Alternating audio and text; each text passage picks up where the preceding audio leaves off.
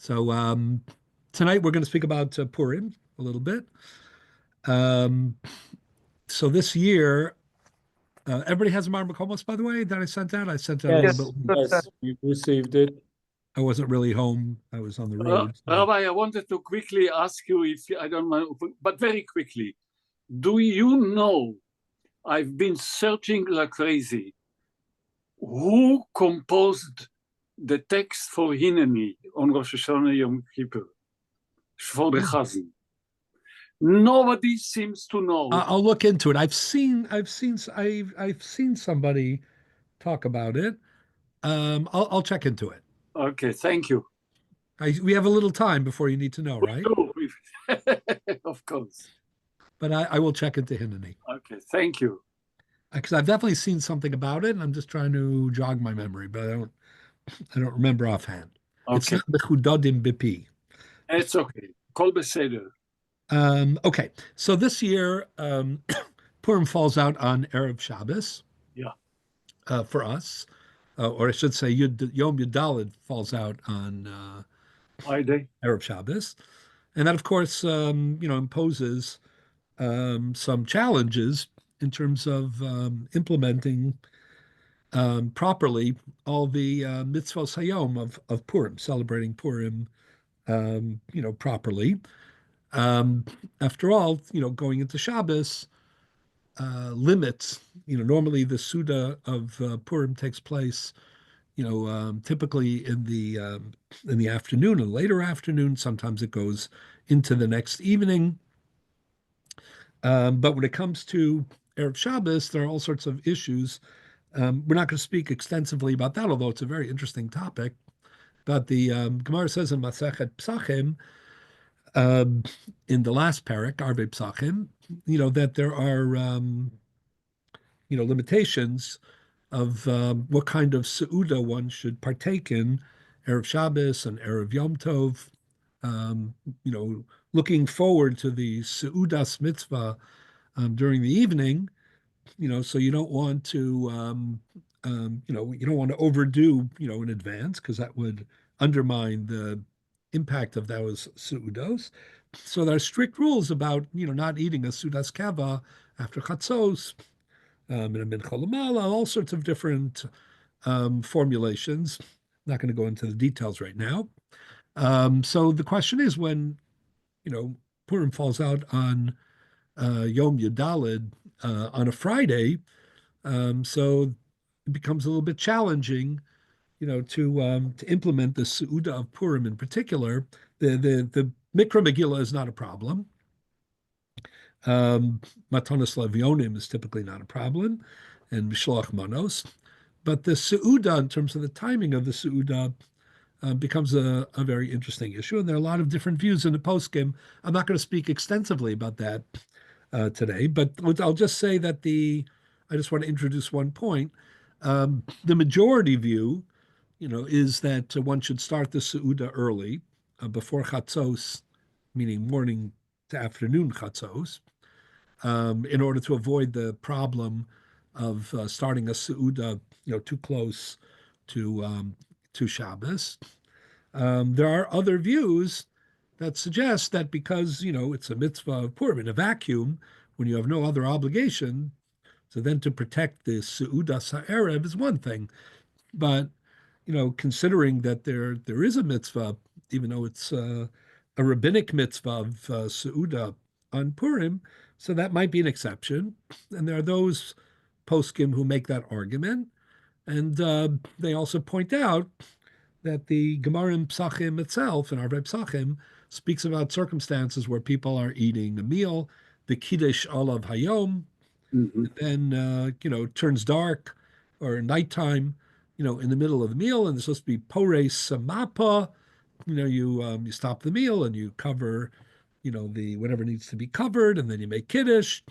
So there is a contingency so in these circumstances for having a different, meal, usually a meal of chol, that ends up entering into the meal of Shabbos. So while the majority view, and this is what most people do, and this is what, you should do, is to have the Su'uda earlier. There were poskim who made the argument, that because of the stature of this particular Su'uda as a Su'udas mitzvah, that you could do it later, and you could even, you have to figure out how to do the davening. It's not so simple, but you could actually, go from the Su'uda of Purim into the Su'uda of Shabbos. And that even triggered interesting discussions about, the benching, afterwards, because when do Birchas Hamazon for the Sudas Purim, if you finish Mibod Yom, well, it's still daytime, then of course you say Al Anisim. When you go into the next night, which sometimes happens, so that's a matter already of controversy. The Ramah, paskins that it goes by the Su'uda, and you should say Al Anisim even if it's nighttime. The Meiri in Masechet Ksuvos and Zayin Beis, talking about Sheva Brachos, other such things, talks about this case as well. He says, well, typically, Yom Yadalid, even if you're going to, go over, even if you were not to have concluded that the Su'uda goes by the beginning, you have like a bit of a buffer, because when, Yom Tesvav is Shushan Purim. So even though those who live in an ear, don't celebrate Shushan Purim fully, but there is overlap. We say, Zmano Shozeh, Eno Zmano Shozeh, with regard to Kriyas HaMegillah and other things, and the Su'uda. Don't we have that? However, when it comes to Hesped V'Tainus, for example, right, there's an Isra Hesped V'Tainus for all Jews on Yom Yadalid and on Yom Tesvav. So the Meiri says, if the meal goes from Yadalid into the night of Tesvav, even if you normally would have, thought that there was a problem, and maybe, it's not that kind of a Su'uda where the Al Anisim should go by the Tchilas HaSu'uda, but Don't we have that would be a problem. But nonetheless, the fact that it's Tesvav, that's the Meiri's take, is relevant as well. I'm sorry, I didn't hear your question. Isn't it a Shabbos problem? Every Shabbos when we have Shalashudas and we So Shabbos Shalashudas there is less of an issue, because there's a chiyuv to have Shalashudas, and but I mean, even when it goes Shabbos. after dark, we still say you would say. Yeah. So that's the question. I'm saying in the Shulchan Aruch, what is it in Siman Tav Chaf Hey, I think it is, discusses what about Rosh Chodesh, what about Chanukah, what about Purim. Shabbos is clear, but that, again, the idea of Oneg Shabbos and the fact that you're supposed to have a Su'uda Shlishis, and typically it was in the later part of the day, so that was more obvious. It's in something like Rosh Chodesh, it's less obvious because there's no chiyuv Su'uda. In Purim, there is a chiyuv Su'uda, but it's not the Su'uda. It's Mishta v'Simcha, not Simcha Mishta. So we'll get back to that. The chiyuv is what determines, not the fact that when you start, the Su'uda should determine whether you say the Yom, the tefillah of the Yom. No, what I'm saying is, in general, this is a question. When there are haskaros, let me explain again. When there are haskaros, like Al Anisim, like Ritzei, like Yalav Yavo, so logically, right, it's going to be a question, at least, whether or not they go by the Tchilas HaSu'uda, meaning by the Su'uda, the nature of this. You're benching, the Su'uda is primarily, let's say Shabbos goes into Motzai Shabbos, but it's a Shabbos Su'uda. Let's say it was Rosh Chodesh and you made a Rosh Chodesh Su'uda, even though you didn't have to, but it was a Rosh Chodesh Su'uda. It was a Purim Su'uda. So is that what determines the Haskara? Or is what determines the Haskara that the actual timing of when you say it?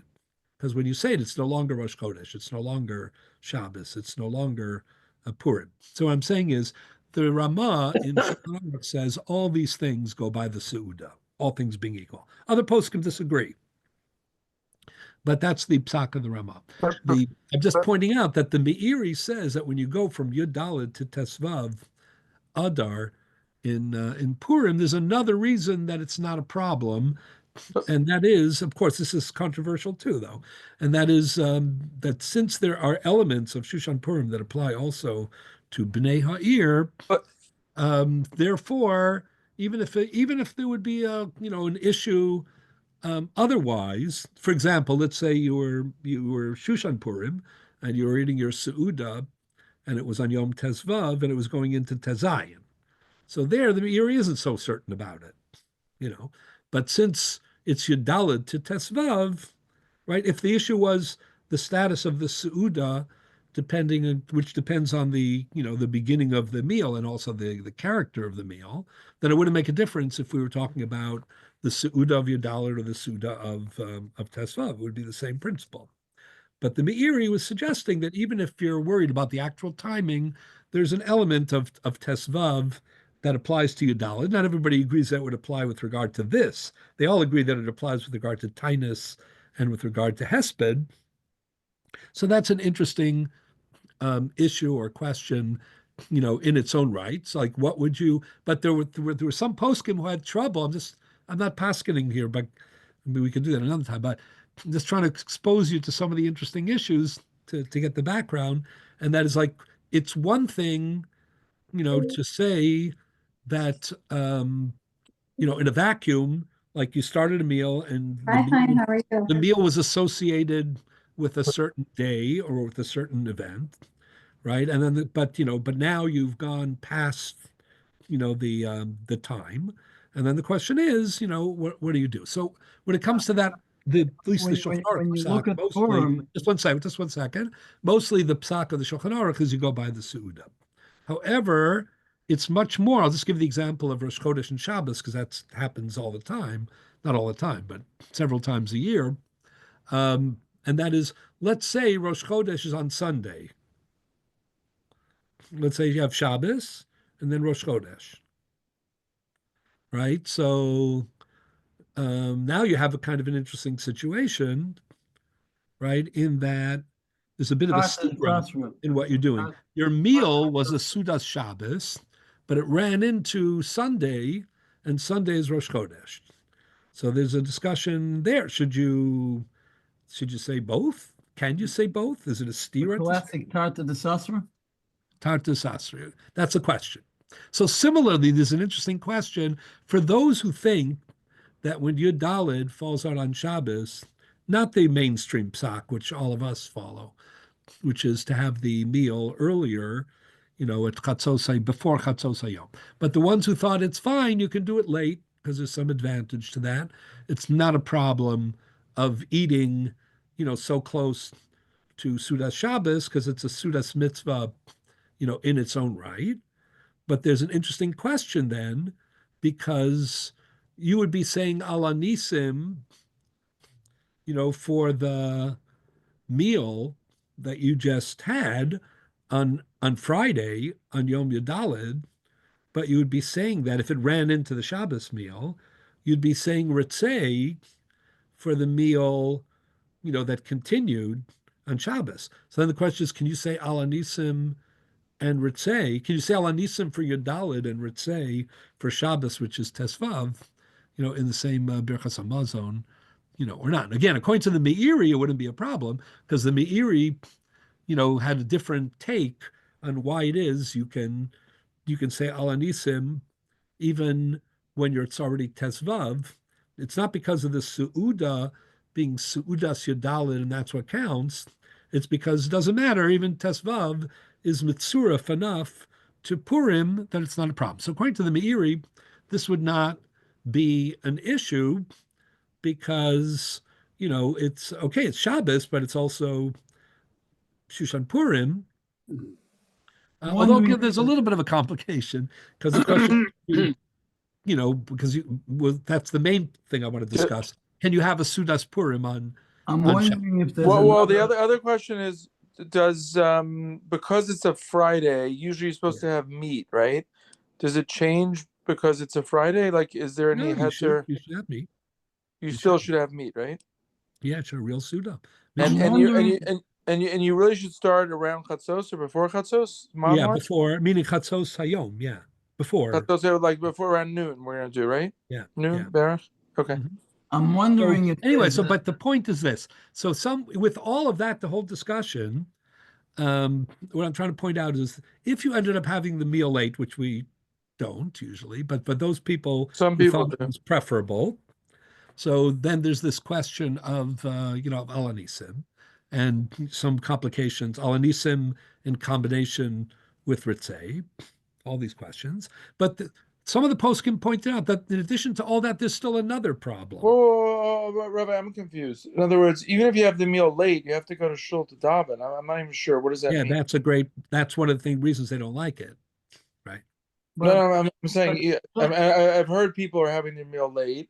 They're gonna bench, go to shul, and come back. I'm saying, Well, if once you bench, you're not having the Sudas Purim anymore, right?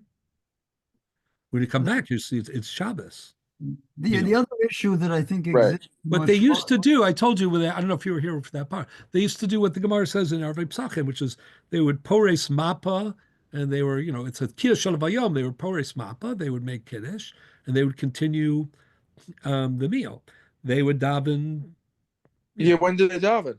yeah. So they daven either afterwards, or which is not That's a preferable. huge problem. Once I get to Makabel Shabbos, you're confusing me I totally. mean, you can How can also you? once you're How Makabel can you? Shabbos, you can still daven. Just it's preferable to daven earlier on the What earlier do you mean? side. You have to make? How can you? You're saying make kiddush for Shabbos Mhm. before you daven Mariv? We don't usually. I mean, that sounds pretty wacko for anybody.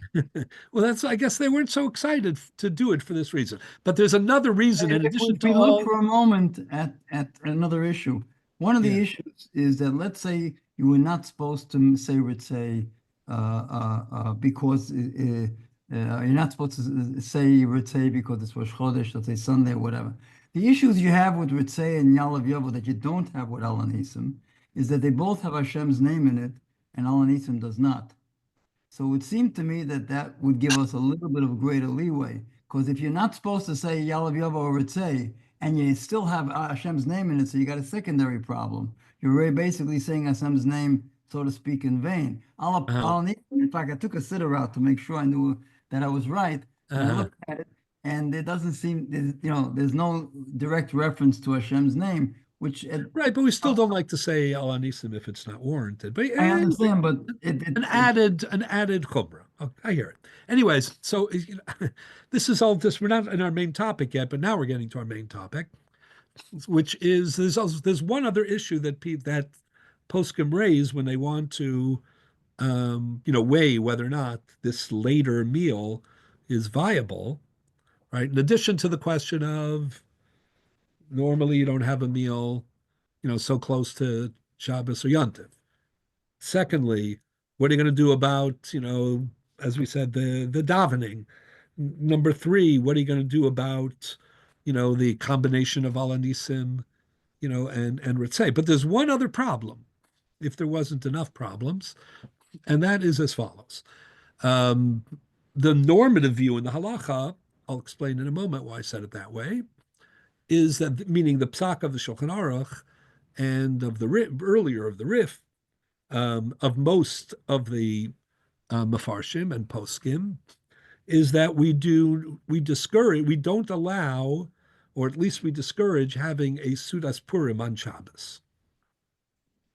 And I'm going to discuss, that's what I want to discuss a little bit, and some of the implications of that.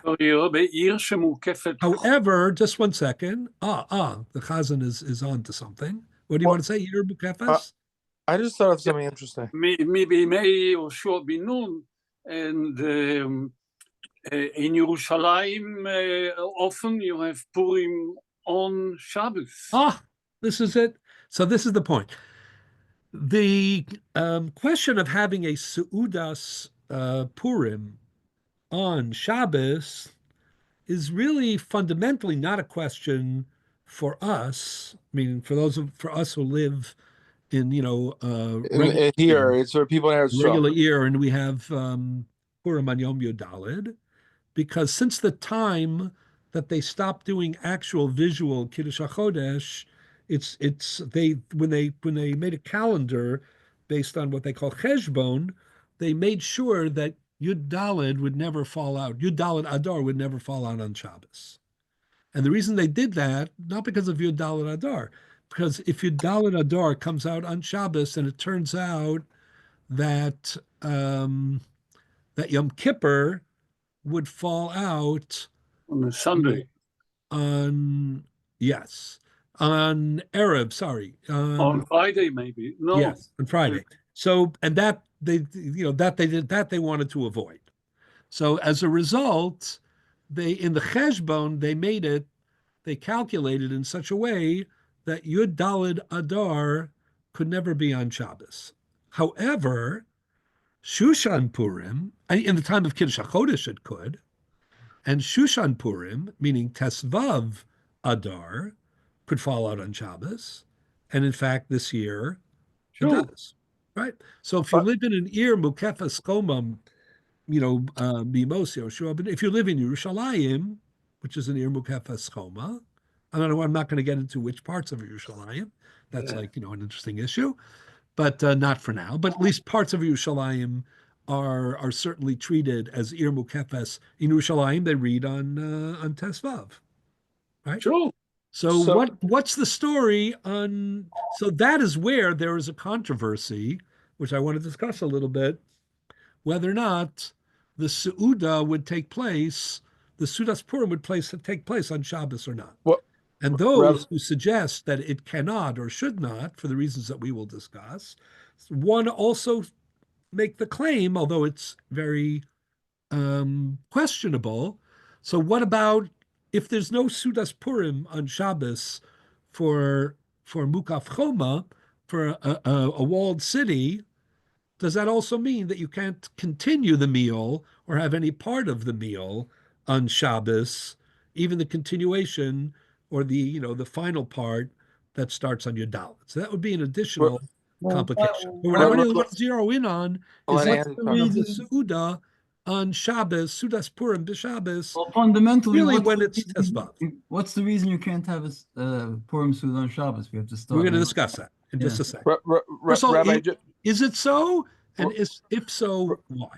Rabbi, just based on all these questions, I just thought of for these nervous people that make Shabbos early, why couldn't you make Shabbos early this year and daven, and then if you make Shabbos early, it's still Purim. Purim is still there, well, right? That's a tricky question in general. But yeah, I mean, if you're treating... I'm asking because when you make Shabbos early, you can't count Sphira because it's not night yet, because it's still day. So we say it's day, you can't count Sphira. So even if you make Shabbos early, it doesn't block everything. Yeah, but that might be, the question is that,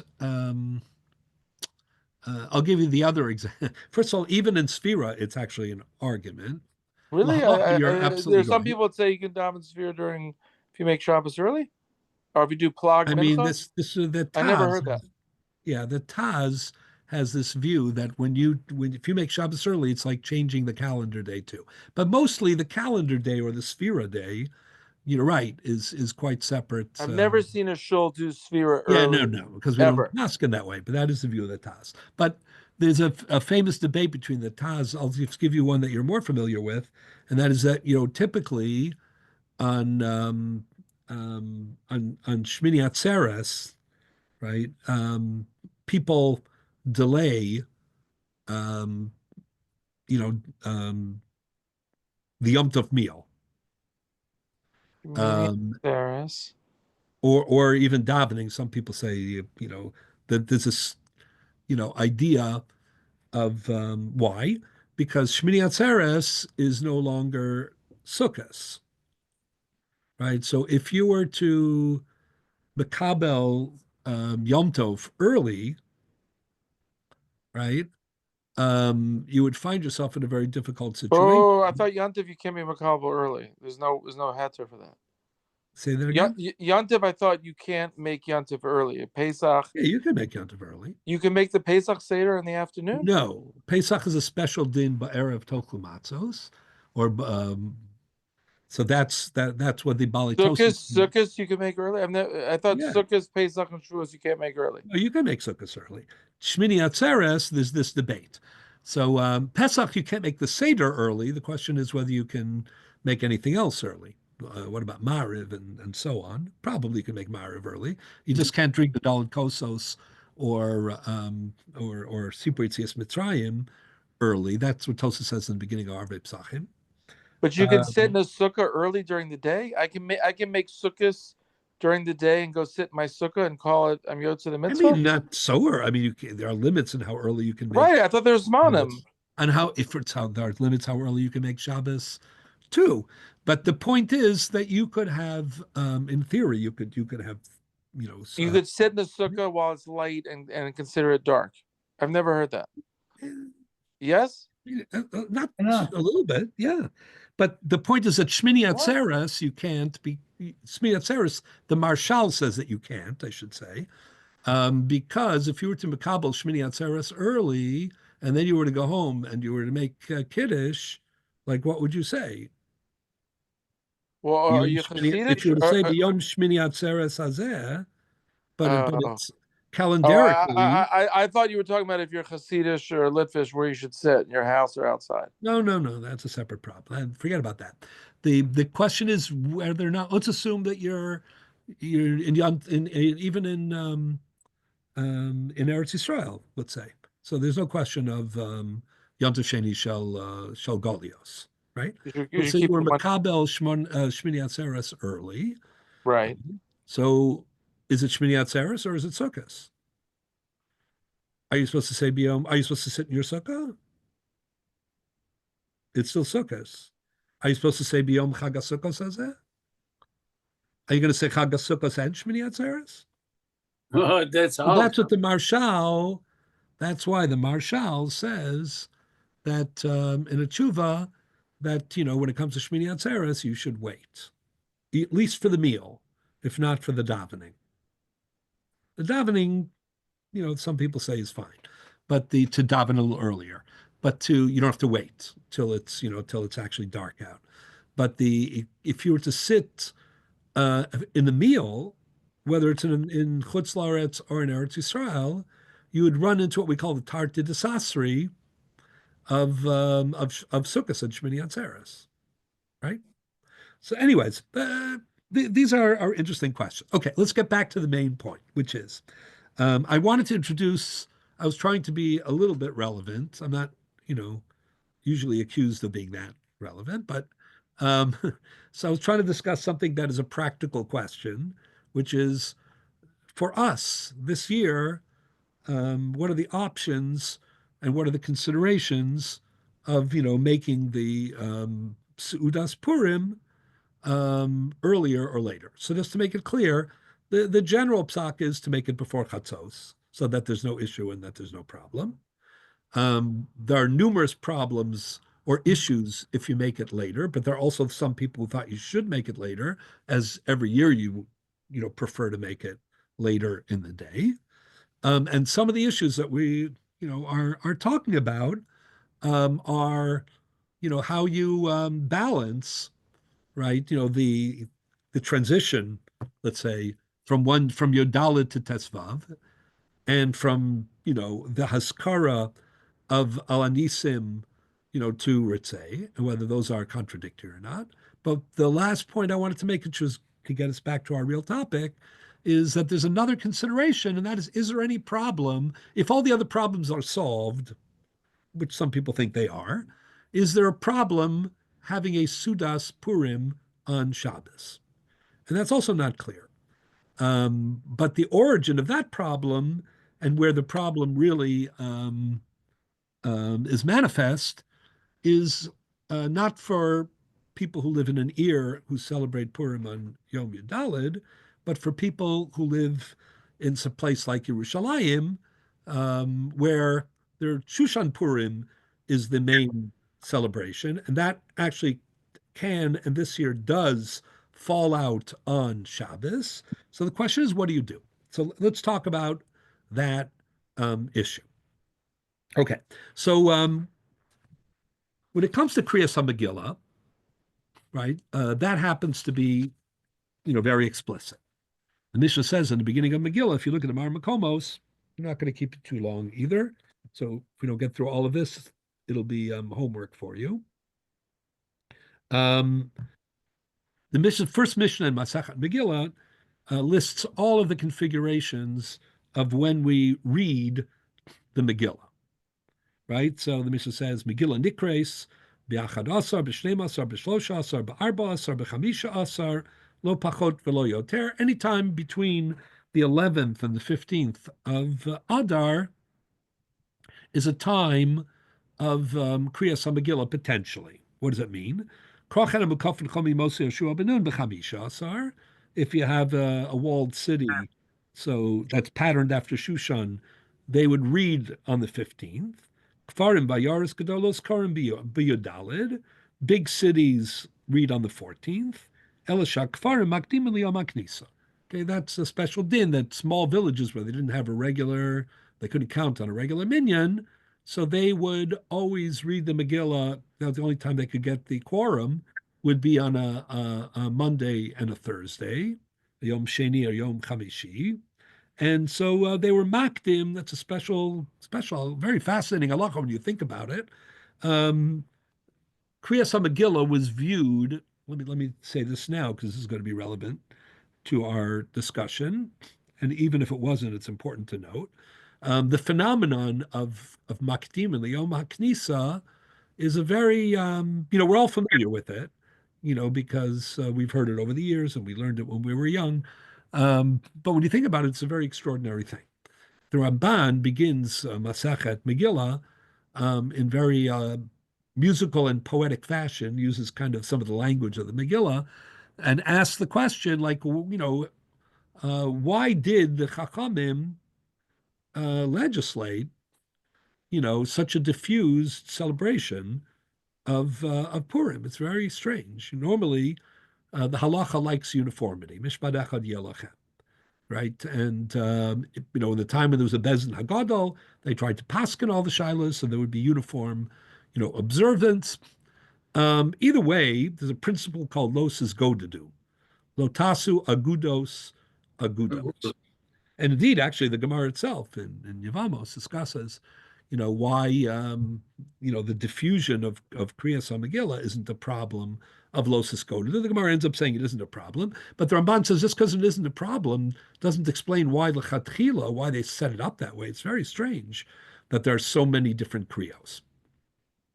It would appear that there is, I'm not going to get to Ramban's, mostly zeroes in on Yudalit and Tesvav, but what I would, conclude is that there is a great urgency to do Kriyas HaMegillah.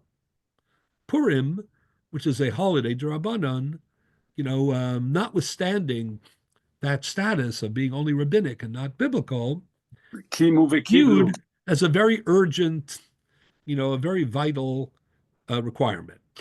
The Gemara says that, afilu kohanim, bavodasam, mevatlin lishmoa mikra Megillah. Now, the circumstances are debated, but the idea that, a Kohen, would change his schedule, maybe even lose, avoda opportunities in order to hear the rabbinic, in order to participate in the rabbinic obligation of Kriyas HaMegillah is very striking.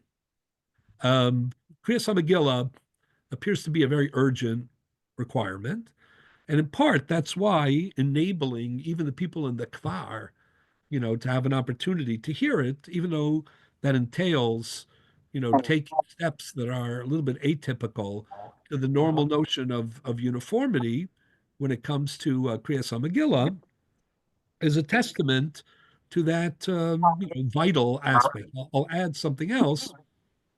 The Gemara in Megillah, discusses in the beginning, like it doesn't say anywhere in the Megillah explicitly that Lidoros, that in the future commemoration of Purim, that there are going to be 2 days.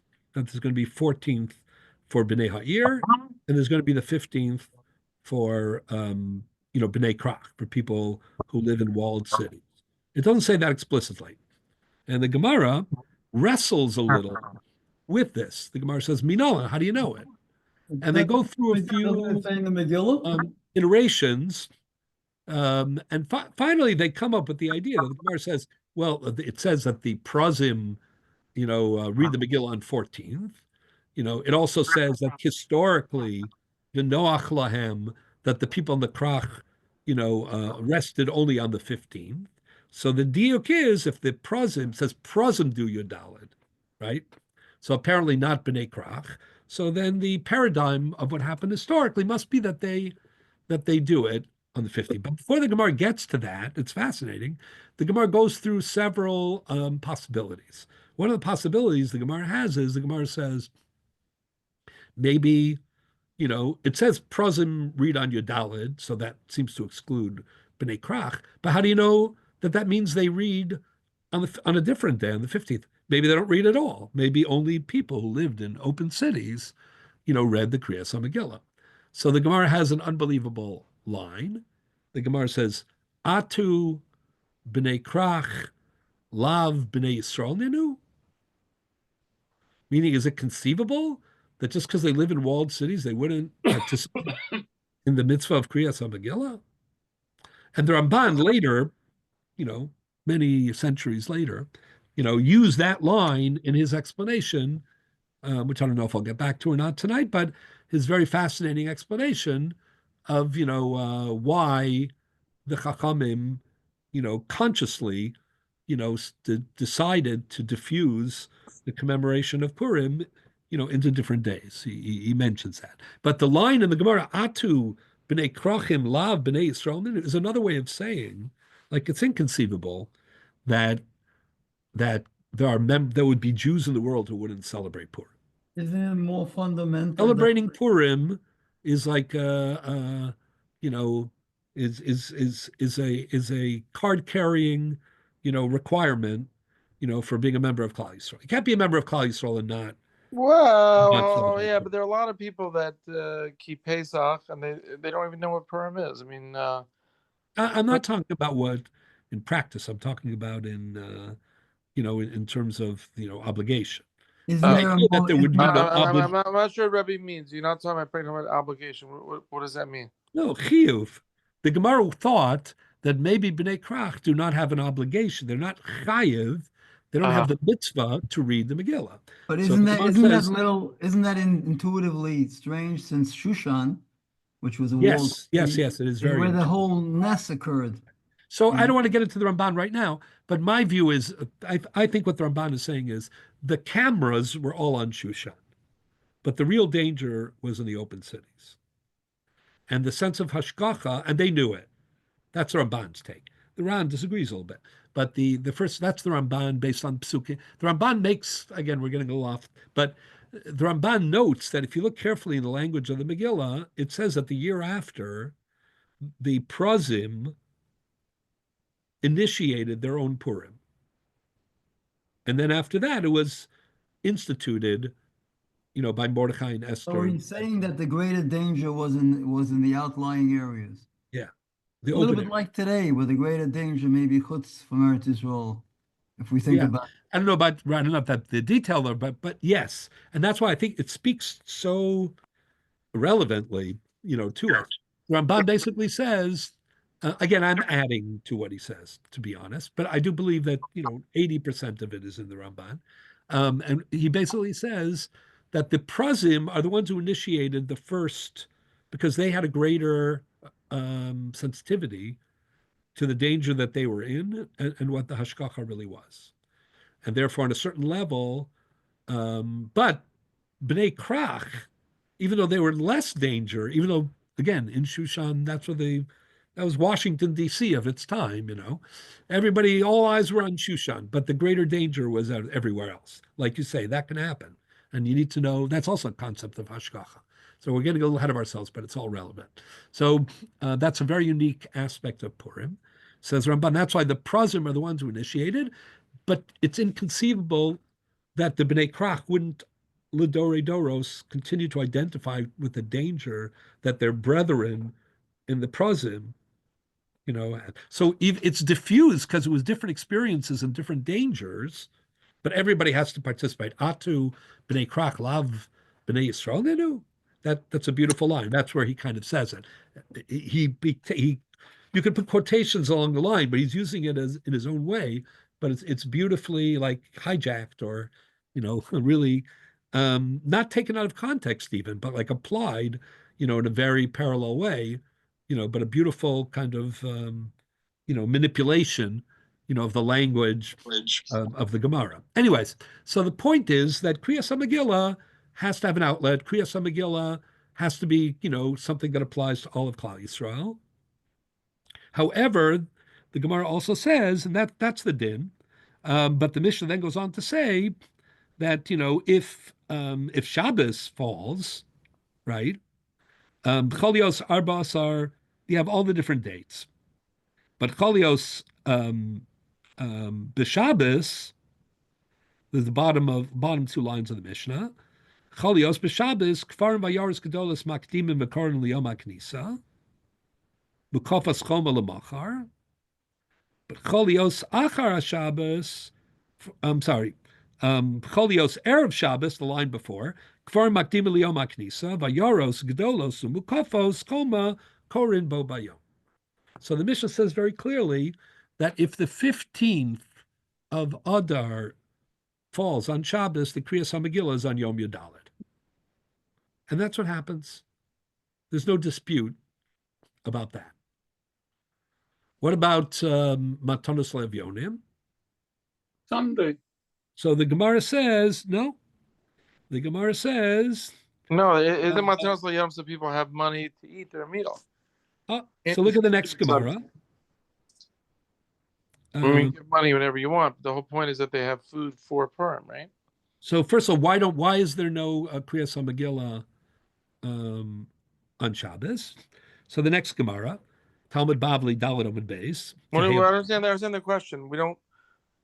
Purim is never on Shabbos, so why would you do Megillah on Shabbos? Let's say Shushan, and in time of Kiddush HaChodesh, even Purim is never on Shabbos wherever it is. Doesn't matter. Why it's is never? that? It's Sunday in Israel this year. It's Sunday. Well, that's it's never on Shabbos. That's what we're discussing, right? But why are you focused on Megillah? It's either all or nothing. You don't split the ticket. Yes, we do. We absolutely do. We do. Actually, we do, but it's more than that. You're already based. Your statement is it's based on what we do. Is based on the fact that we don't read the Megillah. We don't read the Megillah. In Yerushalayim, they do split the ticket in Yerushalayim. For some other reason. One second. There are 4 mitzvahs hayom, right? There's Megillah, Matanos Levyonim, Purim Suda. So I'm saying, where do you see? Andy's saying we split. Where do you see these split? Wait, we're not to there yet. But I'm just saying your comment is just not. Your comment is based on a wrong perspective. I mean, you already know. I already know that we don't split it, that we move it to Sunday. You already know that we don't do Kriyas HaMegillah.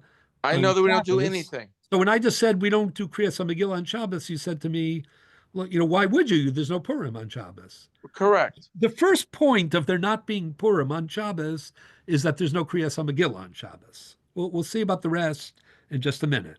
Okay. The first point that there's no Kriyas HaMegillah, that there's no Purim on Shabbos, and the main point is that there's no Kriyas HaMegillah. Where does that come from? So the Gemara has 2 explanations. That's the next Gemara. The Gemara says everybody agrees that you don't read the Megillah on Shabbos. Why? There are 2 reasons given. One is very familiar to everyone. My taima, Amarabba hakol chayavim b'kriyas HaMegillah, right? U'b'tkiya shofar and lulav. Ve'ena kol b'kiyin b'mikra Megillah. Zera Shem yitlenu biyado v'yelech etzel baki lilmod v'yavirenu da'adamas b'rishus harabit. V'hainu time b'de shofar v'hainu time b'de lulav. So the reason that is usually the reason that the Gemara gives, the first reason, and the reason that is, most widely accepted, is because we're worried about Shami Aviren Daladamos B'Shus Harabit. Yeah. However, and therefore there's no Kriyas HaMegillah on Shabbos, whether it's Yudalit or Tesvav. If Yudalit or Tesvav fall out on Shabbos, Yudalit in the time of Kiddush HaKodesh, Tesvav like this year, there is no Kriyas HaMegillah. That's this Gemara. However, there's a second reason that is given in the Gemara, and that is as follows. Rav Yosef Amar mipnei sheineim shalaniyim nesuos b'mikra Megillah. That the reason that there's no Kriyas HaMegillah on Shabbos is because Kriyas HaMegillah and Matanos Levionim are interconnected. The Avionim are expecting to be supported at the time of Kriyas HaMegillah, right? And that expectation is endorsed by the halacha. And since there can't be Matanos Levionim on Shabbos, that would be inappropriate. Therefore, there's no Kriyas HaMegillah. Now, this is a very remarkable idea in that what happened to the first reason, according to Rav Yosef? We're not worried about Shabbi Avi Ren Dalet Amos Bershus Harabim? Meaning, when it comes to Lulav, Doraisa, when it comes to Shofar, Doraisa, we cancel that on Shabbos because Shabbi Avi Ren Bershus Harabim, but when it comes to Mikra Megillah, we're less concerned, meaning there could be another explanation too, but this might be an indication that Kriyas HaMegillah plays such a vital, urgent role. It's a way of identifying as a member of Klal Yisrael, like we said. Atu, Bnei Krachim Lav Yisrael Ninu. So that wouldn't be a reason. We'd have to make sure that there was no Tiltul B'Reshus Harabim on Shabbos. There could be another reason too, but what is the reason? The connection to Matanos Levionim, which shows that Matanos Levionim plays an outsized role in Kriyas HaMegillah and in Purim generally. The Rambam in the end of Hilchos Purim has a very beautiful peroration about Matanos Levionim. One of the things that he says, which is not in the Gemara, but he made it famous based on his conviction, is that Matanos Levionim is far more important than Mishloach Manos. And the Rambam explains that it is, that the capacity, lahachios leiv nidkaim, it's almost like imitatio Dei. It's like imitating the Rabbanu Shalom, giving hope, to those who, not just impoverished, but who are feeling downtrodden, who are lacking optimism. Lahachios leiv nidkaim is a godlike action, which Matanos Levionim is even more important than Mishloach. Which is consistent with this statement of Yosef that normally Kriyas Megillah would be on Shabbos. That's already an enormous statement, but it's not because a name Shalanim Nesuos Mikra Megillah. When you think about it, we read these things, where we know what we translate them, but sometimes we don't fully appreciate the implications. It establishes how important Matanos Levionim is. When you consider, and I'm going to get back to this, that Matanos Levionim, which is playing this kind of pivotal role, was only added in the second iteration of Purim. What do I mean by that? If you read the Megillah carefully, a year later, if you read the Megillah carefully, the first time that they formulated, the mitzvah of Megillah, the first anniversary, they called it, Simcha umishta v'yom tov, umishloach manos ish l're'ehu. Umatanos Levionim. No. But that's what you have in the Megillah. Yes, two psukim later. Two psukim later, when they repeat it, so three things happened. The Gemara only mentions one of them. But the other Mefarshim notes, and I think all three are critical. The Gemara has the next Gemara here, on Dav Dalid, on Dav Hey Amud Beis, talks about, is there an Isur Malacha on Purim? So the Gemara says that Rabbi, planted, the Gemara says, Rabbi, Heichin Natan D'Tia B'Purim? How did Rabbi, plant plants on Purim? There should be an Isur Malacha. And the Gemara goes back and forth. Very interesting Shakavataria. In the end, the Gemara says, if you look in the third entry here, the Gemara says, the answer is as follows. The 3 lines from the bottom. Rabba Breda Rabba Amar, Afilu Tema Biyome, Hespe V'Tainis Kabilo Alai, Malacha Lo Kabilo Alai. There's no Isur Malacha on Purim, at least not a full. Is there any rabbinic? Why? 1 second. The Mikara Ksiv Simcha Mishta V'Yom Tov, first time the Megillah mentions Purim and what you do on Purim, it says Simcha umishta v'yom tov, and it also says, by the way, umishloch manos ish l're'ehu, u'besof ksiv lasos osam yemei mishta v'simcha, right? V'ilu yom tov lo ksiv. It doesn't drop the word yom tov, but it also did two other things. It added matanos levyonim, and it flipped the order from Simcha to Mishnah V'Simcha. And it also uses the expression lasos osam, which we'll see is very important for the Suda issue in just a minute. What am I trying to explain? What I'm trying to explain is that Matanos Levyonim, which plays such an important role in Kriyas HaMegillah, according to Rav Yosef, meaning if not for Einayim Shalanim Nesuas L'Matanos Levyonim, you'd be reading Kriyas HaMegillah on Shabbos, right? According to Rav Yosef. Yeah. And when you think about it, even though it's only an add-in in the second formulation, but what I'm going to try to explain going forward is that this second formulation, the dropping of Yom Tov, the switching of the order from Simcha to Mishnah to Simcha, and the inclusion of Matanos Levyonim changed the entire character of what Purim was and how it was to be celebrated in a very fundamental way. So let me just finish up with this point for a minute. And then the Gemara goes on to say that similarly, when Bnei Akfar, when they used to read earlier, did they have the Suda on that day? No. The Gemara says no. Here, we're back in source number 2, in the middle. Govin bo bayom and mechalkim bo bayom. They used to do Matanos Levyonim at the time of Kriyas HaMegillah early, right? Apa pisha amru, adarabba mishum da amru, elahol the amru shekvar makdim liyom haknisa, govin bo bayom and mechalkim bo bayom, mipnei sheneim shalaniim, nesuos b'mikra Megillah. Aval simcha, eina no heges, ela bizmana.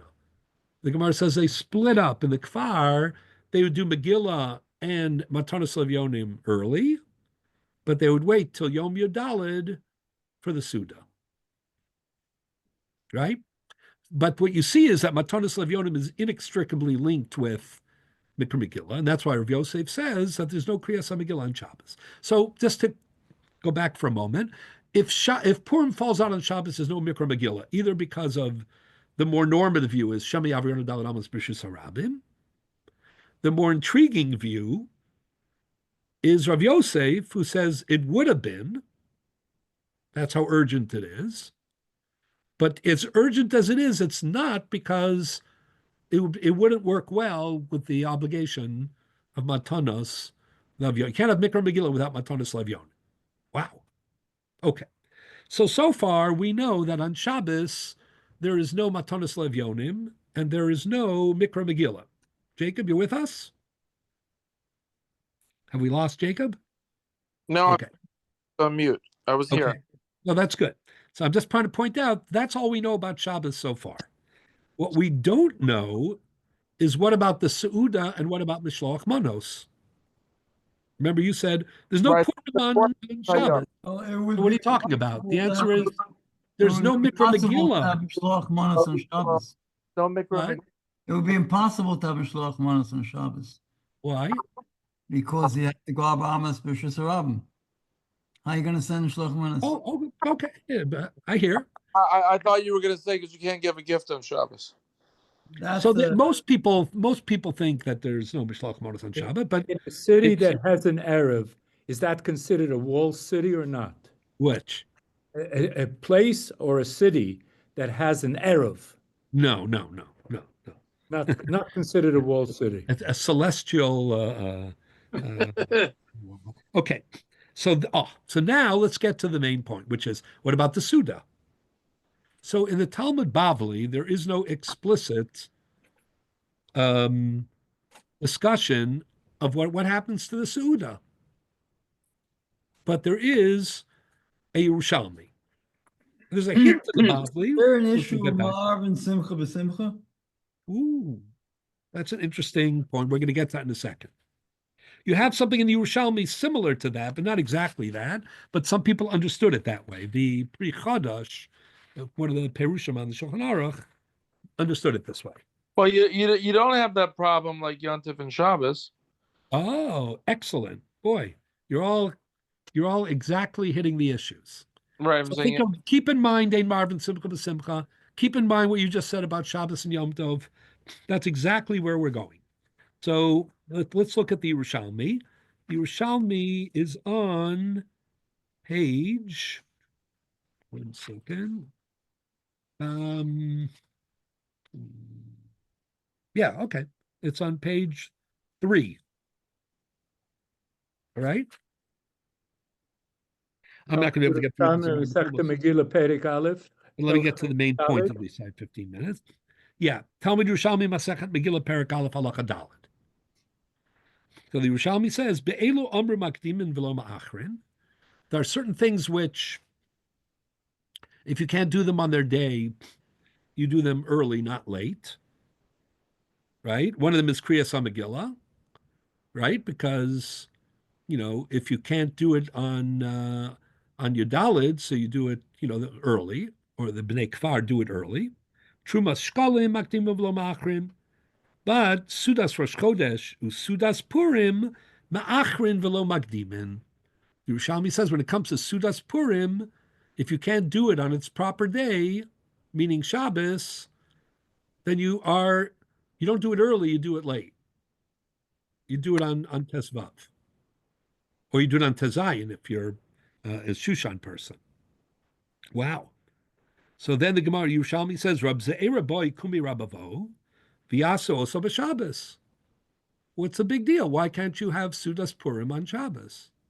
Mm-hmm. This is the question, right? So listen to the answer. Amalei, he answered him, quoting the pasuk in Esther, Lasos osam yemei mishna v'simcha, right?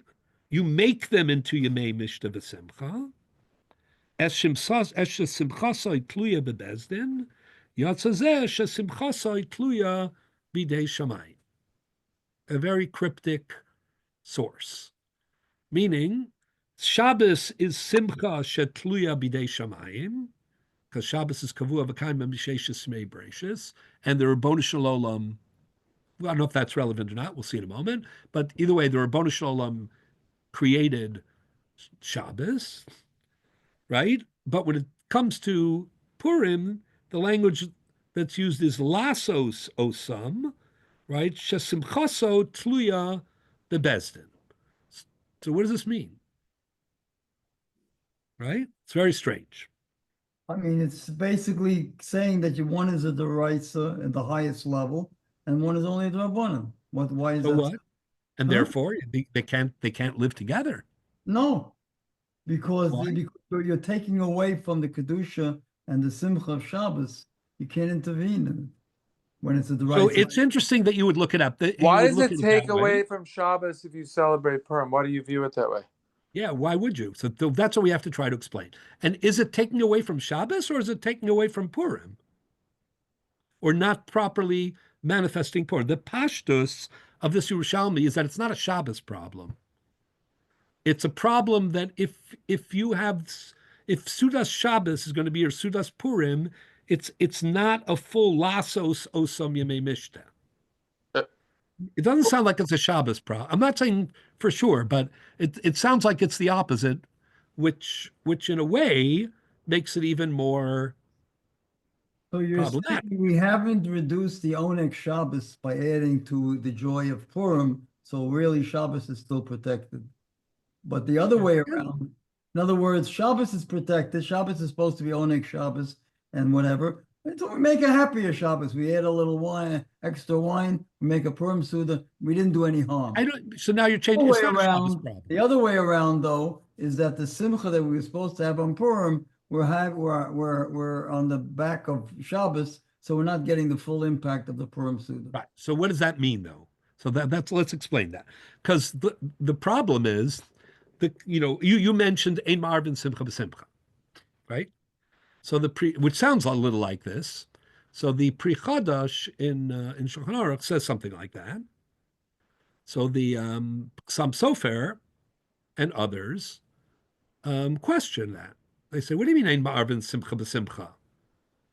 If you have Rosh Chodesh and Shabbos or Yontif and Shabbos, there's no problem of Ein Ma'arvin Simcha B'Simcha, is there? No, no. No. Moreover, there's if the Korban Eda, which I have printed on the page, says Lasso Som Yemei Mishta V'Simcha. I don't think this is correct, but this is how he interprets. Mashma D'Basia Hadavar Talui, B'Hainu Aidei Bezdin, She'emas Yikvu Rosh Chodesh Adar, B'Yeyud Dalid Bo B'Purim. So the way he interprets Yerushalmi is that the word Asiya and Bezdin means Kiddush HaChodesh, meaning Purim is on Yud Dalid Adar, right? And Yud Dalid Adar depends on when the Bezdin made Rosh Chodesh Adar. So all the Achronim ask, every Yom Tov is like that. Yeah, but Yud Daled Adar was created by the Rabbanan, so right. Even so was Chodesh is necessarily. But so was Tesvav Nisan and Tesvav Tishrei. They weren't created by the Rabbanan. That's in the Torah. Oh, so you're saying a different pshat, not like the Korban Eda. Right. So what you're saying is the Ran holds this way. Now, and I think that is the right pshat, that Lasos Yimei Mishta V'Simcha doesn't mean Kiddush HaChodesh. The Bezdin here means the Bezdin of Mordechai V'Esther. But still the question is, what does it mean? So I'm going to get back to it in 1 minute. Before I get back to it, let me just point out the alternative, because I think some of you mentioned that, this is actually a big controversy. So let's I don't have so much time. So let's cut through some of the things. How do we paskin in Shulchan Aruch? And then I'll explain what I think this Yerushalmi is really saying. So look on page 5. On page 5, towards the bottom, Shulchan Aruch Aruch Chaim Hilchos Megillah Purim Siman Tafresh Peichas Sivav. Everybody have that? Got it. Yom Chamisha Shechol Yos B'Shabbos. That's this year, right? 15th day is going to be on Shabbos. Right. Ein Koren HaMegillah B'Shabbos. That we just explained. That's based on the Gemara. Ela Makdim and the Krosa Be'erev Shabbos.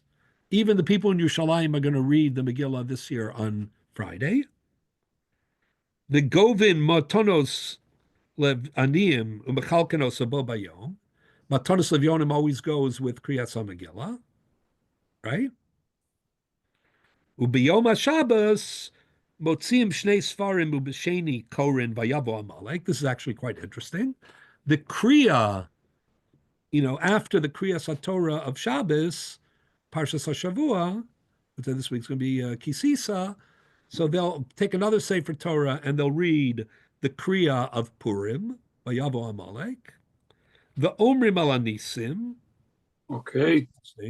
Right? You'll say Alanisim in the Tefillah. The Ein Osim Sudas Purim Ad Yom Echad B'Shabbos. Right. So the Suda will be on Sunday. They call this the Purim Meshulash. So it's broken into 3 parts. So it is broken up. The triple Purim, because you do the Kriya on Friday, Matanos Lavyonim on Friday, you do the Seuda on Sunday, but you do Nisim and Kriyas HaTorah. And by the way, the Haftorah is the Haftorah of Zachar again. You read Zachar twice in a row. The Haftorah. Wait, is it Zachar or is it the part we read here on Purim? I mean, the Haftorah of that you read on Zachar. But the Kriya is the Kriya of Purim. No, Vayavo Amalek. Vayavo Amalek. Yeah, not from Kitetse. Right. So which Haftorah do we read? The same Haftorah we read last week about Shaul. But the Kriya is the same Kriya that we read on Purim. Yes. It's not. It's not repeating Zachar. The other Kriya about Amalek. Right. And that is what we do. If you look at the Sharei Tshuva and the Magen Avraham, just look on the continue for a minute, you will see that this isn't so simple, right? The Seudas, look on the next page. Ayin ber heitev v'ayin benod b'Yehuda chelak aleph simin min beis shechriya gam ken kedivrei arif v'shulchan aruch shepasku ki Yerushalmi ובזמן הזה שמסתכלים בו מאחרין השמחה ליום א', ואין בהשמטוס מורו קציע, Moro Katzia was a work by Rabbi Yaakov Emden. Huh? Sorry? My uncle, yeah. He's your uncle? Yeah, the Chacham Tzvi was my Oh, grandfather. yeah, you told me this. Right. Should have had some mishpacha at the goodbye party. I'd love to have them. Right. You say Uncle Moore used to call him. Moro Katzia. Shehiskim Gamkein Akasa, by the way, this goes to those ye of little faith. Demikomoko mishloach monos yeh b'Shabbos. Davar beito matov upersumei nisa ein shavuot tzarich. The chiddush of Rabbi Yaakov Emden was he diverged on one point. He thought that the matanos levionim, instead of going with the seuda on Sunday, you can also do matanos levionim on Shabbos. Very interesting. Ooh. You don't paskin this way, but that's what Rabbi Yaakov Emden thought. So what did he base it on? No, he figured because it's if you do it, then you're careful not to carry, so you can. There's a violation. You don't do the Suda because of the Yerushalmi that we read, although we still have to explain it a little better. We're going to get back to it in a minute when we finish all this in a few minutes. But before, I just wanted to show you the alternative because I don't have time. I'm running out of time. So the alternative is referred to in the Magen Avraham. The Magen Avraham Sif Katan Yud says Einosim Sudas Purim. The Rab Levi Chaviv, he was very important Rav in the 16th century, very well known for his role in the what's known as the Maimonidean Smicha controversy. In 16th century there was a group, we've discussed it at different points, who wanted to reinstitute Smicha based on the Rambam's controversial ruling that if Chachmei Eretz Yisrael were to agree that they could initiate Smicha again, and the Rambam and the Beirav, they were like at loggerheads. Anyways, though Rab Levi ben Chaviv hirich berayos shasuda hi b'Shabbos v'asach against Yerushalmi v'asach chein ma'isa b'Yerushalayim v'gam mishloach monos b'Shabbos ki amonos heim yasuda ad kan Bach v'Radvaz Chelik Aleph Kuf Mem Zayin Pasak Kishulchan Aruch Hu Kanal Derayas Terabach Ein Mukrachos V'Gam Ein Banu Koach Lachlok Al Yerushalmi Ba'ayin Gemara Lamed Amid Aleph Gabi Asio Zchira Al Kaponim Matanis Levyonim B'Yom Kriyas HaMegillah K'Isa B'Gemara. So we have actually two major shitos. The major psak, the psak of the Shulchan Aruch and most of the Rishonim and most of the poskim, is we do this Purim Meshulish idea, right? Or the Kriya is on Yudalid, the Alanisim and Kriyas HaTorah and Haftorah, all of that is on Shabbos. Rabbi Yaakov Emden also put the Mishloach Manos on Shabbos, right? But the Shulchan Aruch had Mishloach Manos and the Seuda together on Sunday. However, Rab Levi Ibn Chaviv disagrees. And he was noheg in Yerushalayim, and there are people to this day who do this in Yerushalayim. It's still a matter of controversy. Most people do like the Shulchan Aruch, but there are people who still do like Rab Levi Ibn Chaviv. He was convinced that even though the Kriya is Yudalid, right, the Suda is on Shabbos. What do you do with the Yerushalmi?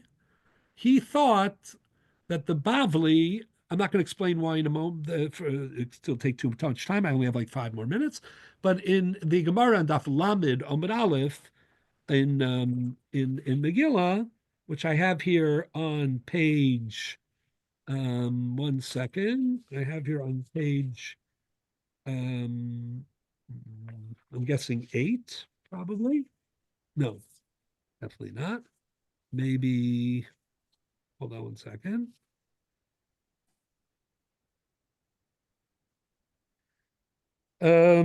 Anybody seeing the Gemara in Daf Lamed Amud Aleph? Oh, here it is on page 3. If you look on page 3, right after the Yerushalmi, I put it there for that reason. The Ralbach thought that based on the Gemara on Lamed Amud Aleph, that the Bavli disagrees with the Yerushalmi. And he also thought that conceptually the Bavli disagrees with the Yerushalmi. Okay. So there is a very lively argument. So what's the pshat in the Yerushalmi? Okay, so my take on the Yerushalmi is as follows. What do we ask? Number one, it seems like the problem isn't a Shabbos problem, it's a Purim problem. Number two, if it were a problem of Kiddush HaChodesh, it should be a problem for Yom Tov, and it should be a problem for Rosh Chodesh. But even from that point of view alone, there could be a fundamental difference between Shabbos and Purim and Shabbos and Yom Tov or Shabbos and Rosh Chodesh. And that is because when it comes to Shabbos, Rosh Chodesh, and certainly Shabbos, Yom Tov, there is a certain connection, a natural connection between them. Let's stick to Shabbos and Yom Tov. Shabbos and Rosh Chodesh isn't a problem so much anyway because there's no chiyuv Seudah on Rosh Chodesh.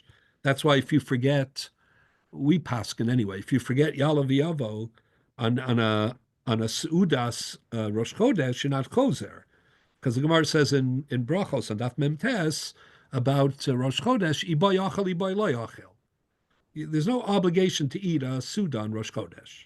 If you do, you should say Yalav Yavo. But if you forget Yalav Yavo, since it isn't a chiyuv Seudah, it's not ma'akev. For Chodesh Shabbos, what's that? Although the Tanakh tells us about the Melech Shaul, who had the Seudat Rosh Chodesh. Yeah. But he did, and we people do. And that's why you should say Yalav Yavo. But it's not a chiyuv. There's no chiyuv Seudah. It's not like Yom Tov or Oneg Shabbos. Yeah. So, Bichlal, the problem of Yom Tov Astir on the Seudah side is not really a problem. If anything, there might be a convergence of Shabbos and Rosh Chodesh. I'm a big believer in that, but that's for another time. As for Shabbos and Yom Tov, the Gemara says, Shabbos ikri Yom Tov ikri Shabbos. They're both Mikra Kodesh. Mm-hmm. In Parshas Emor, I've spoken about this before, the Parsha of the Moadim, Eila Moad Hashem Asher Tikra Osom, Mikra Kodesh, is introduced by Shabbos. The Isser Malacha of Yom Tov comes from Shabbos. So the idea that there would be an Ein Ma'arvin Simcha B'Sim or something like that either the Shabbos would be eclipsed by Yom Tov or Yom Tov eclipsed by Shabbos, or just, these two things take away from each other, they're not compatible, is not true. Because Yom Tov and Shabbos are intimate. That's what the Mishnah says in Megillah. Ein bein Shabbos li Yom Tov, el ochel nefesh bilvad. However, when it comes to Purim, it's not just that it's drabanan and doraisa. I want to go back to what I was saying before, which is that there was a strategic policy change right in front of our eyes in the Megillah in terms of how to structure Purim L'Doros. That's what the Gemara points out. Originally, it was going to be Simcha Mishta V'Yom Tov, and there was going to be Isser Malacha. They were thinking that Purim is a holiday, right? So, Kol de Tikkun Ke'ein Doraisa Tikkun. There should be an Isser Malacha. There should be, the normal trappings of a Yom Tov. Even though by the way, undoubtedly, just one second, undoubtedly, that's why there was not going to be Matanas Levyonim. Even though there's no such thing as a rabbinic holiday that is Isser Malacha?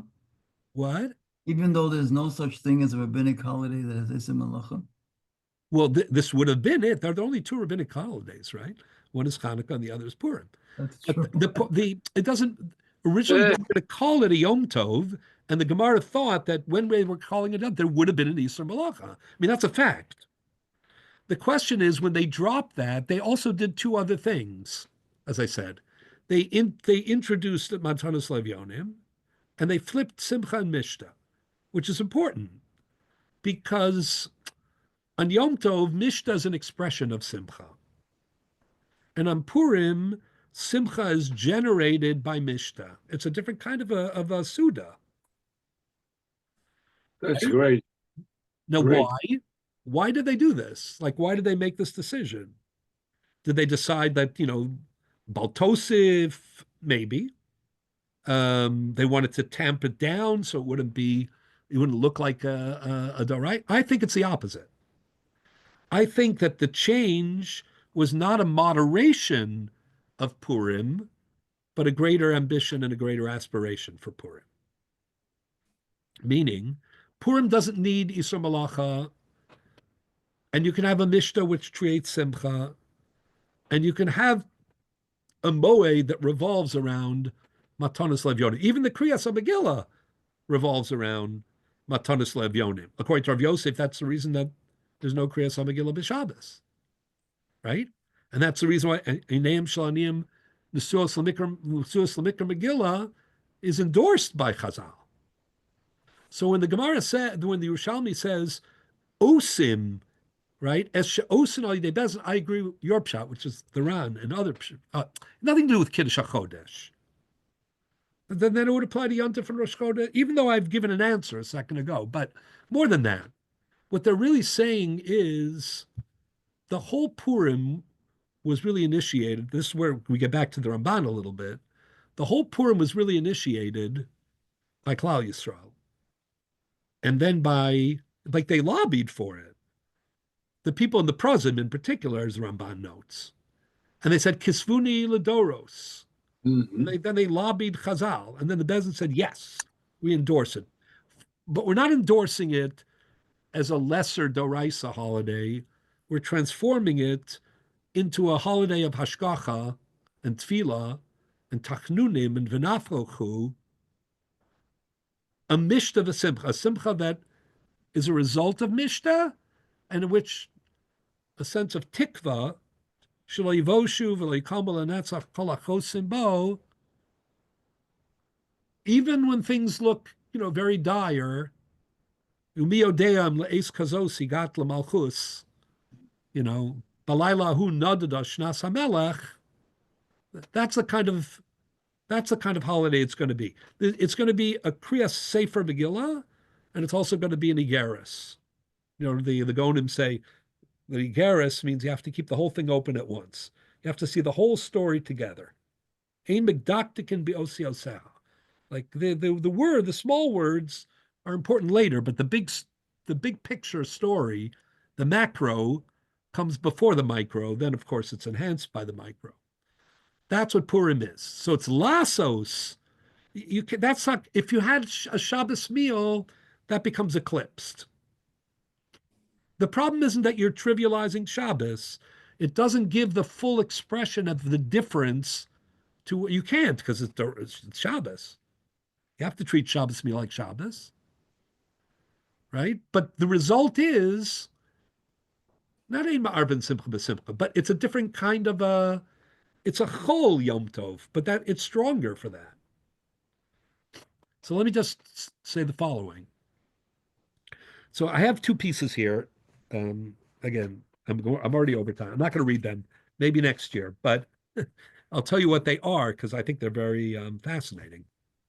On page 1, on the bottom of page 1, there's a Tshuvas HaRashba.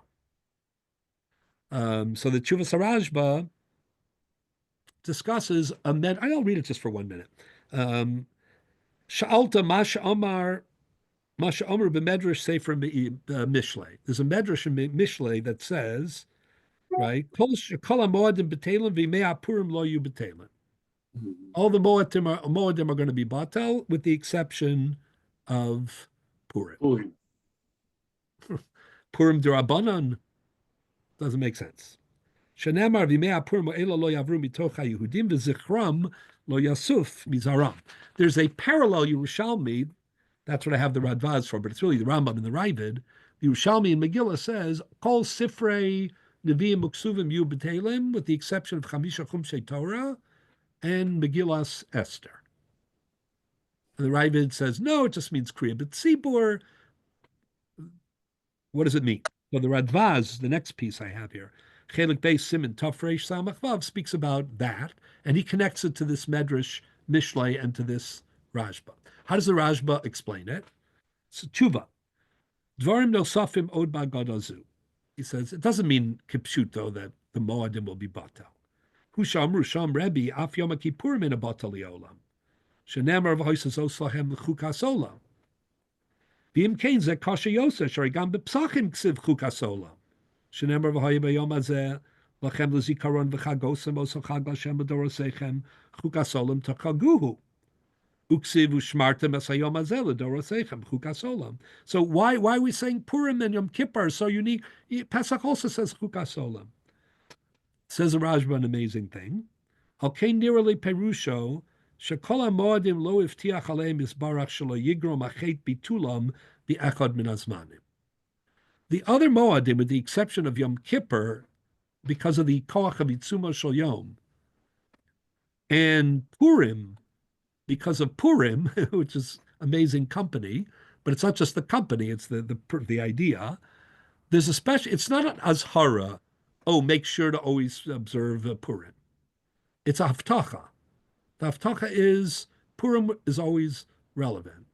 Purim will never be supplanted. There'll never be a year in which there'll be a gzeira doraisa not to observe Purim.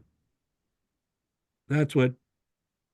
אבל בימי הפורים הבטיח הקצוב לא יעברו מתוך היהודים וזכרם ליוסף מזרם. לא יעברו וליוסף עשום הבטחה לא עזרה. וכן יום הכיפורים. היסזוס לכם הבטחה שתהיה לחוקת עולם. In Yom Kippur it's easier. שיום כיפור אפילו לא ישמרו das Rabbi kan kedaita begemara domer Yom Kippurim mechaper ben al hashav and ben alein hashav. The power of the day is mechaper, even if people aren't behaving properly, perhaps. It's like Yom Kippur in that way. How about Yom Kippur? About chukas olam omer bepesach. Oh, not Purim. Azar of lofta. But Purim is being compared to that.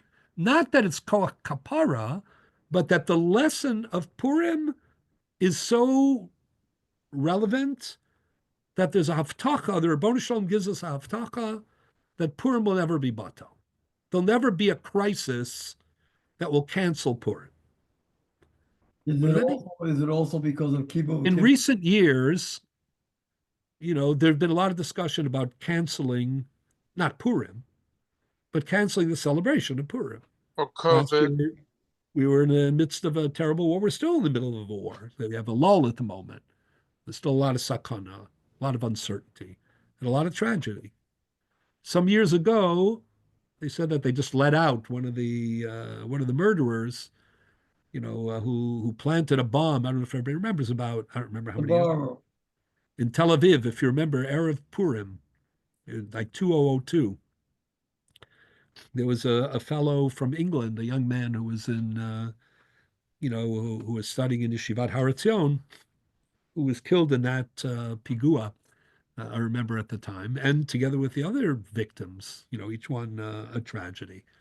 It was Erev Purim, and I remember the question was, should we cancel, the commemoration, for Purim? How can you celebrate and dance and be festive, in the face of such news? And of course, you have to adjust the way that you commemorate Purim in a somber and solemn time. Purim is not a day of frivolity. Purim is a day to appreciate Hashgachas Hashem. Is the role of Kimu V'Kiblu a part of it? For sure. It's a day of Kabbalas HaTorah, of Kimu V'Kiblu, and it's a day of Tefillah and Tachnunim. Rav Amram Gon used to say Tachnun on Purim. We don't, but when he explains why, he says there's no day better for Tachnun. Right, because the Tefillah is powerful. It is, and it's v'nafalku. It's the point of Hashgacha. It means that no matter how dire, how dark, how bleak, how pessimistic, right? V'nafalku, shekol kleivecha lo yikom l'netzach kol hachosim bo. Is Tefillah really greater on Purim than Tanis Esther? Say that again. Is Tefillah greater? Well, what I would say is that Tanis Esther, but this is not for now. I'm sure I must have spoken about this once here. Is that Tanis Esther is a happy fast, because that's what the Ravid and that's what the Rebbeinu, meaning in the sense that most fasts are it was a trying time, but it's a triumphant fast. It's triumphant in the end, but you're fasting for the bad, right? No, you're fasting. When you fast on Purim, this is the big question. Normally, I'll tell you what the problem is, and with this, I guess we'll end. All Rishonim have this problem. There's something called Megillas Tainus. Megillas Tainus was a where without, you weren't supposed to eulogize or fast.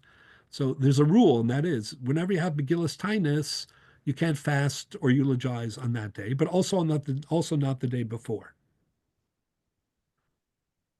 So the question they all ask is, what about Purim? Purim is more than Megillas Tainus, because Megillas Tainus was batal at a certain point. Hanukkah and Purim remained. So they say Purim's more powerful than Megillas Tainus. How can you have a fast day the day before? So the Ravid explains, because this is a different kind of fast. This is a fast commemorating the success of the fast. It's part of the unity of Klal Yisrael, Lech Knos HaYehudim, and the power of Tefillah.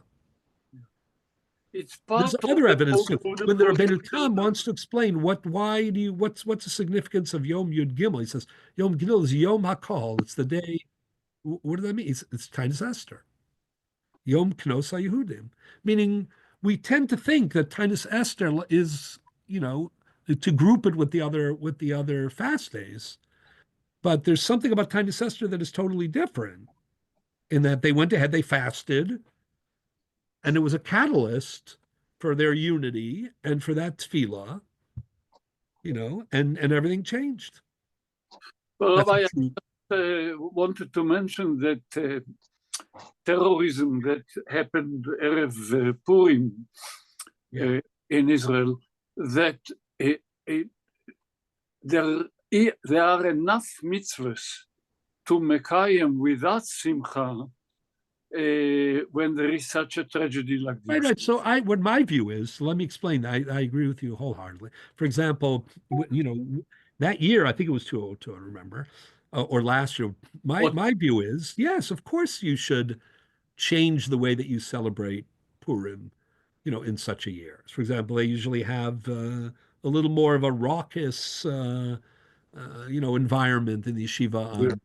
Yeah. And we in both cases, thought it should be, simcha and dancing and singing, shirei emunah, I guess you would call it, but without the, the frivolity. Usually they have like a Purim spiel.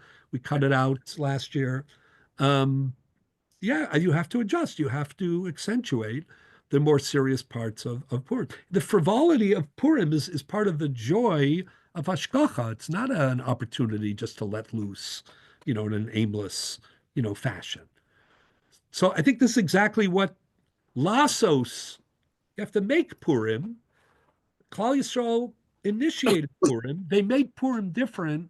They made it different in a way that accentuates these themes, and that needs to be outletted. You can't outlet that in a clear way on Shabbos, because Shabbos is such a powerful eclipse, and it's a different kind of a Suda. So therefore, and that's what the Rajba is saying. Kol hamoedim b'telim means, there might be times when you won't be able to celebrate or commemorate, but Purim is always relevant.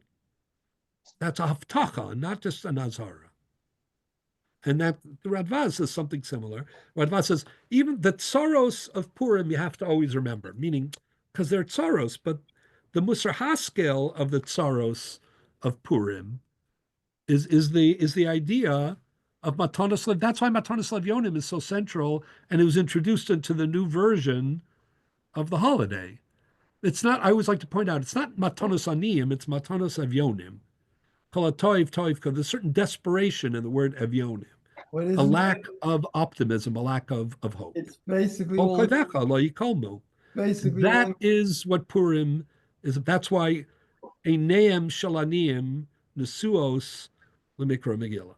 So when they introduced the Asiya, when it was their initiative and they restructured, they remade Purim, it became inappropriate. You just can't have that on Shabbos. Isn't the essence encapsulated in the Vihisha on the which is Purim? That's the whole essence of our Haftarah of Purim. The enemies we say that on Pesach, but yeah, but I'm saying it's encapsulated in that two sentences. Yeah, no, 100%. When else, do we have this? I mean, it's Yes Mitzrayim was Shibud, and Hanukkah was, Hitzbolalut, but this this genocidal an Amalek, essentially, type threat, that's Purim. But it's not just, a great salvation. It's more than that.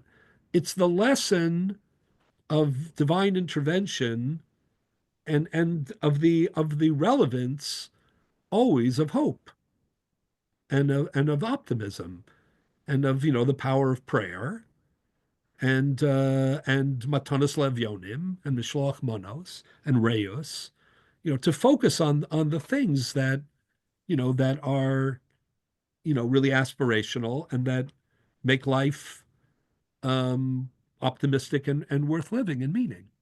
So that is the idea, I think, of the Yerushalmi, that there's no Sudas Purim b'Shabbos, but in a way that highlights what's unique about Sudas Purim.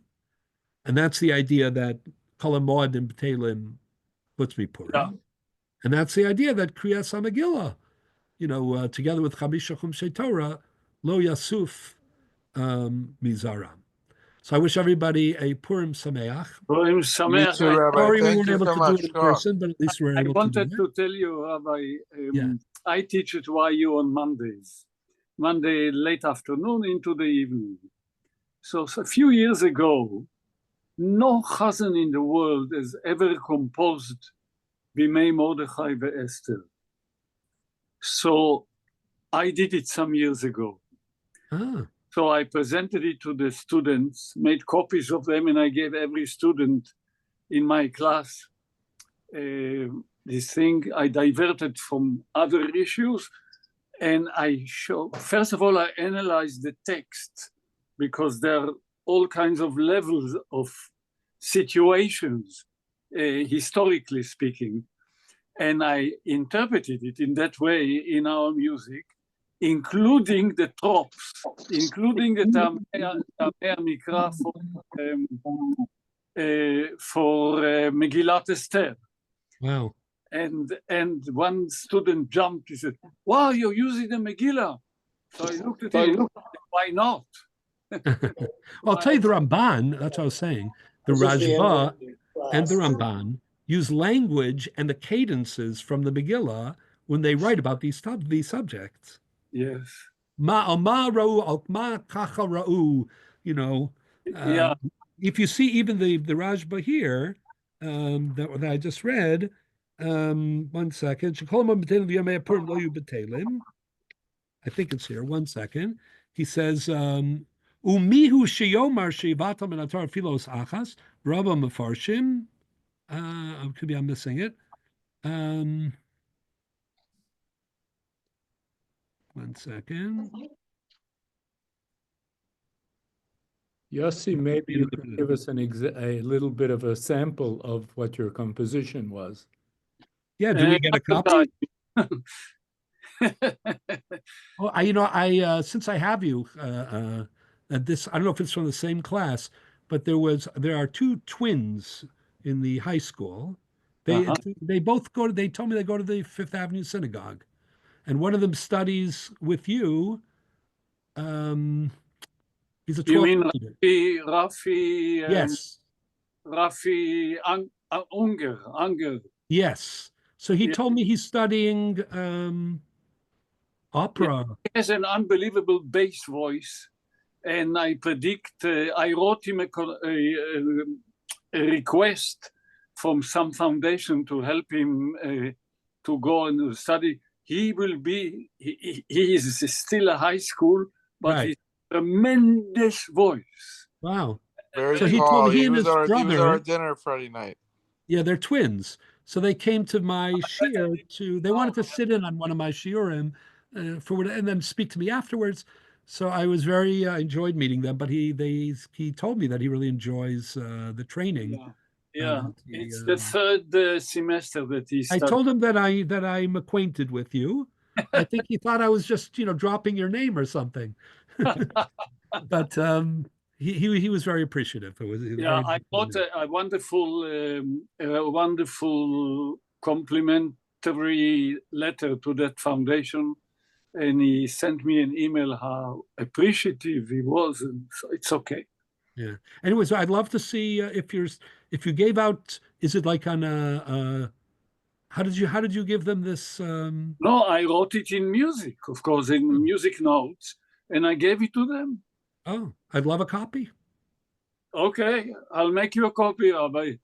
I don't know if I can read When it. you come Pesach for the shir, I'll give you a your copy. book. On What's condition, that? Rabbi, that Oh, you get your the book. incentive. Okay. We're planning to have a pre-Pesach. So- One way or another, we'll have So a let's just pre. do the Tuesday. Tuesday night before. Yeah, well, unless I have to use that night, in which case we'll make it another night. But Okay, let I'll me try know. to keep the Tuesday Yeah, open. maybe another night. Yeah. It's just Okay, always a question, also the scheduling in the yeshiva. But Yeah, of course. sure. But as it happens, I have yard site, right on Hanukkah and right before, Pesach. When is your yard site this year? How many days before Pesach? Well, my father was Erev Pesach. So yes, that would mean it would be Friday, right? I remember it. No, very not well. Friday, but it's Shabbos? Wednesday. No, Yud Base. It's Yud Base. I don't know when is it this week? When is this year? This year it's Saturday night. Saturday. Pesach is No, Saturday the night. Seder Yes, so it is might be Thursday night. Might be Wednesday night or Thursday. I have to figure out. Yeah, I- Thursday I won't be here. Okay. talking about Purim. I have yahrzeit for my late mother, Susan Purim. Ah, Well, Actually, maybe nice. we'll see you, Cantor. It'll be nice to see Yeah. you. Well, I didn't see you when I was in shul. You decided not to be There's- there. I've got to run. If you're not there, I I'm just not came in. coming. Anyways, I'm Purim sorry about it. Sameach to everyone, and we'll continue. Purim with Sameach. Kol tov. Okay, Oh, good night. Good night. there's going to be one Tuesday that I'm not going to be here. Which Tuesday? The Not, yeshiva's not, having a not dinner. next Tuesday, right? No, the yeshiva, I'll tell you in 1 minute. The yeshiva's having a dinner on a Tuesday night that I have to attend. Not the YU dinner. I was there While already. you This is- dinner. the Yeah. YU dinner already had a dinner. That's the Hanukkah dinner. This is the Reitz dinner. Oh, the Reeds dinner. The The Reitz Reitz dinner, I dinner, yeah. believe, is on the 25th. 25th of March So Tuesday, March 25th. with no shear. Okay, be I'll no put it on the calendar. Okay. Okay, thanks for the Very heads up. Chag Purim Sameach. Chag Purim Sameach to all of you. Kol And tov.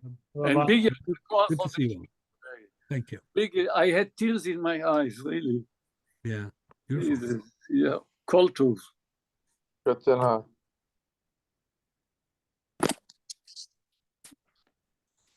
Good night, Cantor. Night.